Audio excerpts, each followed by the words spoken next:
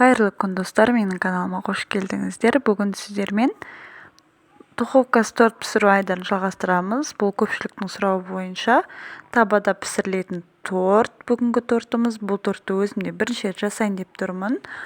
Алдыңғы видеода тортты қазанда пісірген болатынмын, яғни классикалық бисквитті қазанда пісіру арқылы торт жасағанбыз. Содан көтеріліп керемет шыққан. Енді осы жолы табада қалай шығатынын көреміз.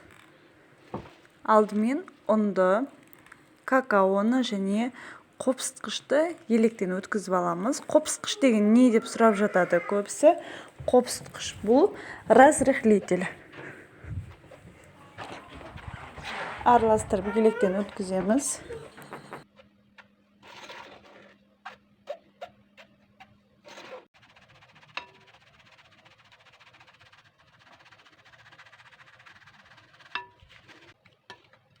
Осылайша ұнымызды дайындап алдық. Енді бұған құятын 200 грамм сүт, 1 стақан және 3 жұмыртқаны жарып алып,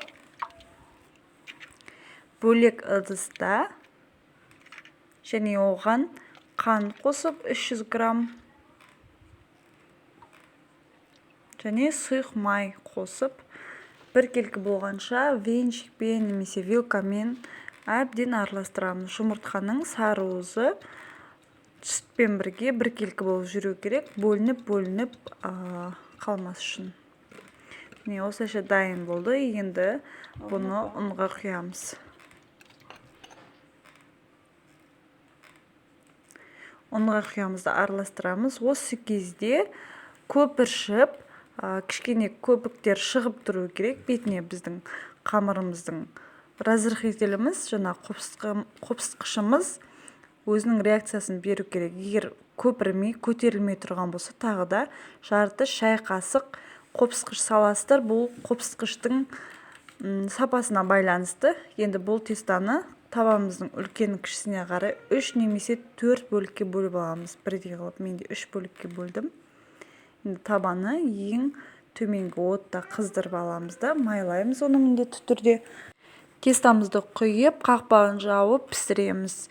Қақпақ 3-4 минуттан кейін буланып, осылай суланып кетеді. Оны таза майлықпен сүртіп аламыз. Бұл су егер табамызға тиетін болса, бұл корждың астын күйдіріп жібереді, естеріңізде болсын. Корж 8-9 минутта пісіп шығады. 8 минуттан кейін таяқшаны тығып көру арқылы піскен, піспегенін анықтаймыз. Осылайша барлық корждарымызды пісіріп аламыз. Бұл шамамен 20 минут уақытыңызды алады. Бұл таба менде атам заманнан келе жатқан, өзі асты жабыспайтын бір ғана таба. Сол үшін көңіл бөлмеңіздер менің табама.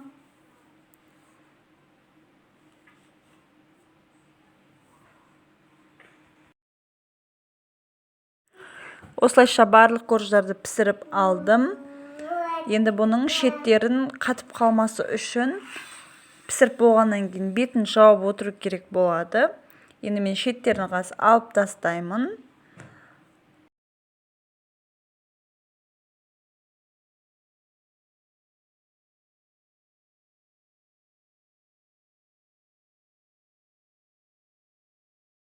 Енді барлығына сүйікті және универсалды ең оңай крем, ең дәмді крем десем де болады. Қаймақта крем дайындаймыз. Қаймаққа қант салып, қант ерігенше араластырамыз.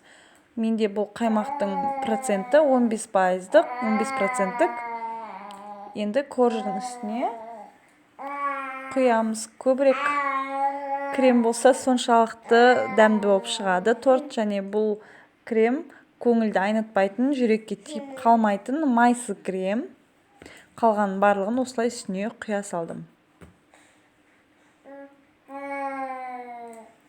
Және өзіңіздің фантазияңызға қарай қолда не бар, сонымен әсемдесеңіз болады. Менде бұл қатырылған құлпынай.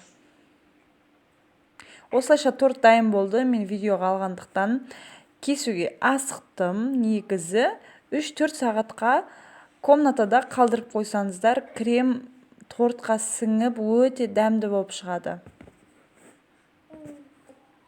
Қазір кесіп көрсетемін. Бұл бисквит көтерілмейді. Корж кішкене ғана көтеріледі. Бисквит сияқты пышный болмайды. Сондықтан корждар кішкене қаттырақ болып піседі. Бұл бір ескеретін жайт. Сол үшін кесілуімен қарап отырсаңыздар, бөлінуі кішкене қиынырақ болып тұр.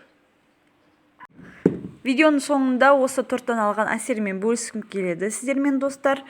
Бұл тортты жегенде коржы кішкене ғана көтерілгендіктен пирог пен крем жеп отқан сияқты әсер аласыздар. Егер сіздерге духовкасыз торт керек болса, менің каналымда духовкасыз бисквитті, классикалық нағыз көтеріліп шығатын бисквитті қазанда пісірудің ең оңай рецептісі бар. Сол арқылы пісіріп көруге кеңес етемін.